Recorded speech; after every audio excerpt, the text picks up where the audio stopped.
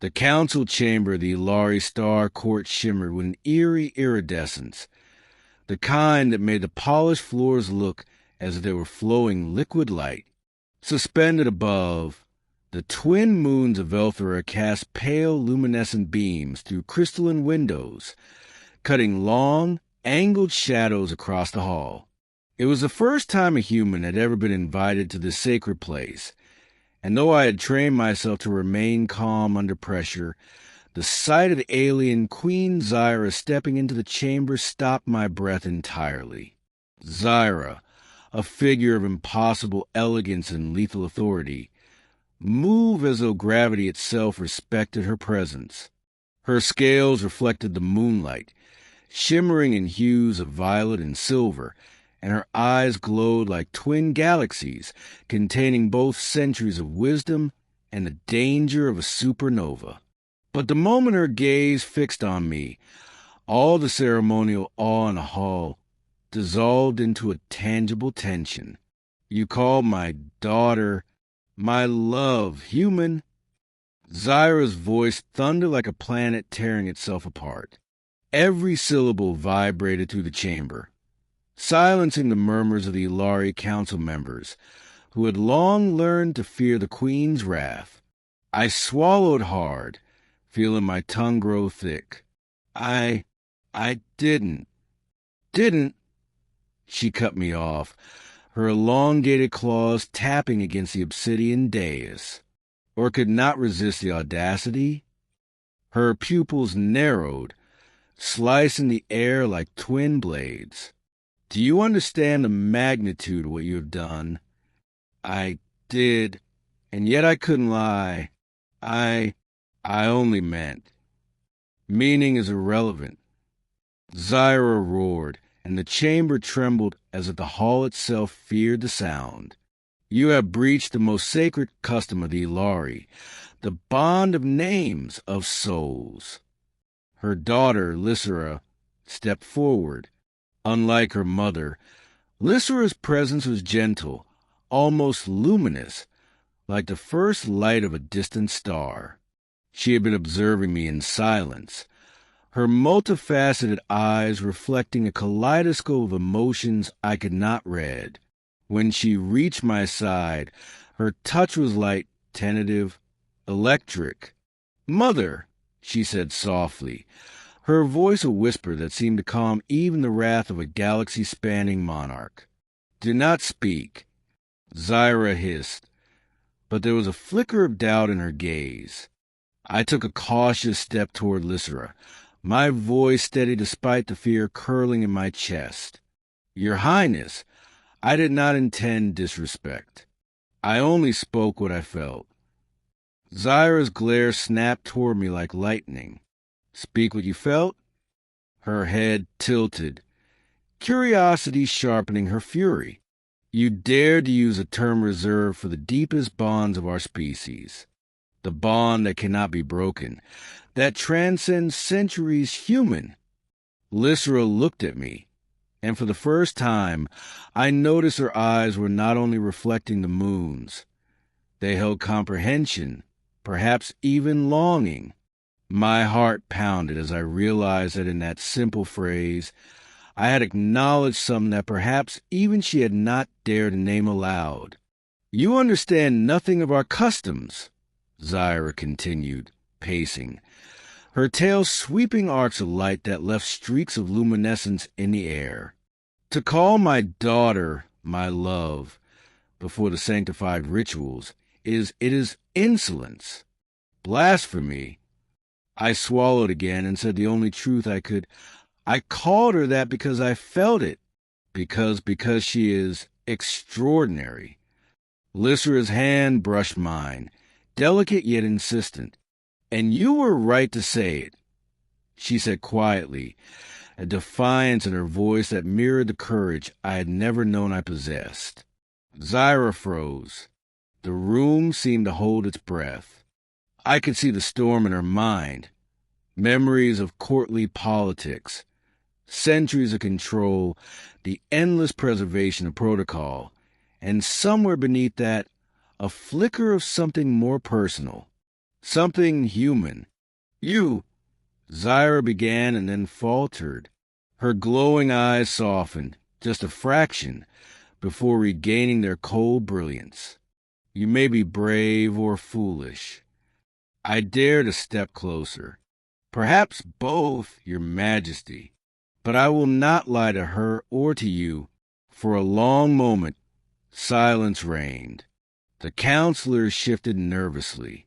Finally, Zyra's voice cut through the tension, though lower now, almost a rumble rather than a roar. Very well, human, you have shown courage or foolishness. That will be decided in the trial of bonds.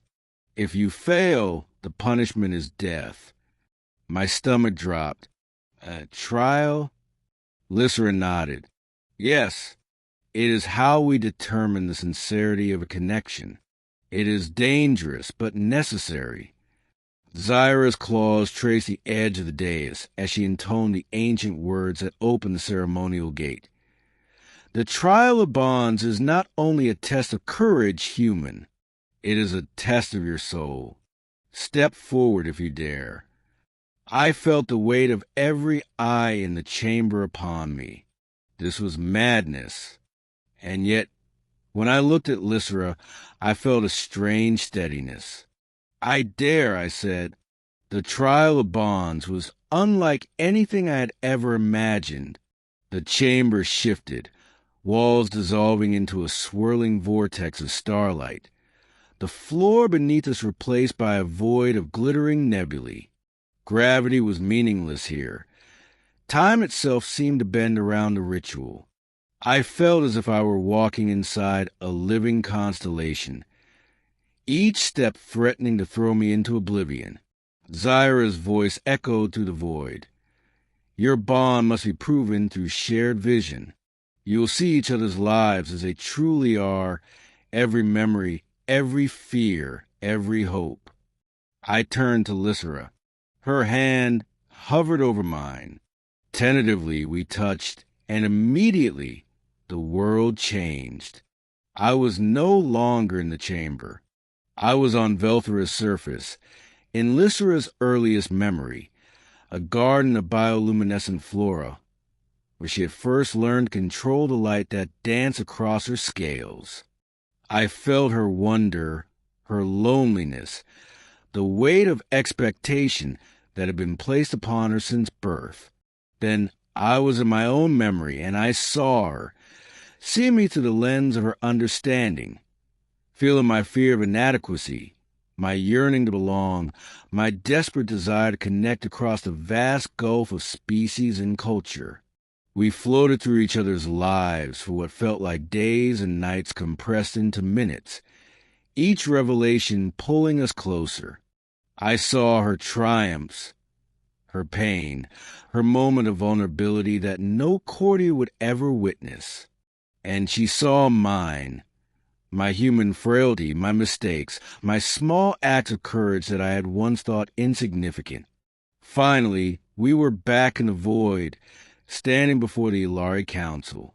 Lysra's eyes glowed, brighter than before. She turned to Zyra. Mother, she said, her voice steady, he has proven himself, not only brave, but true. Zyra's tail flicked, and the chamber shivered. Her glowing eyes met mine. There was judgment there, but also a spark of recognition. Something ancient, something primal. You, she whispered, human, you have dared the impossible, to speak truth in the face of our oldest laws. Perhaps there is merit in your kind. I exhaled, though the weight of the moment still pressed down. Thank you, your majesty. The queen's gaze softened further. Lysra, you have chosen well. She turned her attention back to me. Do not think this means you are free of trials. The bond is just beginning. Our worlds are not built for humans and Ilari to walk hand in hand lightly. There are dangers beyond comprehension. I am aware, I said, but I will face them for her. Zyra's roar returned, but it was different this time. Not fury, but approval. Then you are indeed worthy of the name you dared to speak. My love.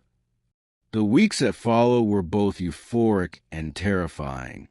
The court whispered, the council murmured, and every diplomatic envoy questioned the audacity of a human daring to court an Ilari princess. But Lysra and I remained unflinching, learning each other's customs, discovering the secrets of Velthera, and navigating the labyrinth of interstellar politics. Then came the day the Shadow Fleet arrived.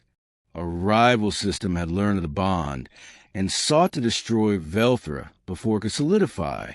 Ships the size of mountains blotted out stars. Weapons that could cleave planets in half charged with unnatural energy. Zyra summoned the full might of her forces. Her fury was terrifying, a storm that could have destroyed a solar system. Yet, I fought alongside Lysra, trusting the bond that had been forged in the trial of bonds. Together, we piloted a warship that could channel the bioluminescent energy of Velthera itself. As we faced the fleet, Lysra's hand found mine. Together, she said.